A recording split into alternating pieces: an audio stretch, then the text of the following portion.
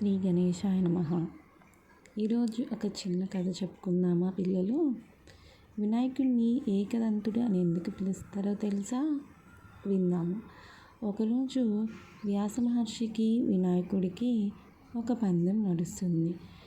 నేను ఆపకుండా భారతం చెప్తాను, నువ్వు ఆపకుండా రాయగలవా అని వినాయకుడిని వ్యాసుడు ప్రశ్నించాడు. దానికి నవ్వుతూ, మీరు చెప్పండి, మీరు ప్రారంభించండి అన్నాడట వినాయకుడు. ఇలా వినాయకుడు కథ రాస్తూ ఉండగా మధ్యలో తను రాసే ఈక ముని ఇరిగిపోయిందనమాట. ఈ రోజుల్లో అయితే అందరికీ రకరకాల పెన్నులు, పెన్సిళ్ళు అన్నీ వచ్చేసాయి. ఆ రోజుల్లో ఏమున్నాయి? ఏదైనా పక్షి ఈకని తీసుకొని మన ఇంక్లో డిప్ చేసి రాసేవాళ్ళనమాట. అలా ఆ రోజు పెద్ద సమస్య వచ్చింది వినాయకుడికి.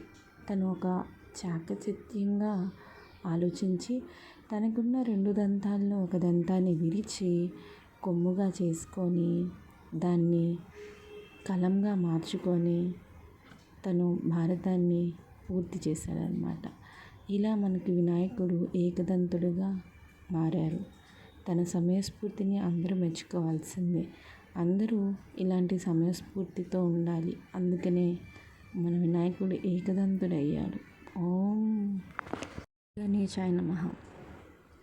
ఏకదంతాయ వక్రతుండాయ గౌరీతనయాయ ధీమహి అనే పాటకు కూడా అందరూ వింటూనే ఉన్నారు కదా. జై గణేష, జై బోలో గణేష్ మహారాజ్కి జై.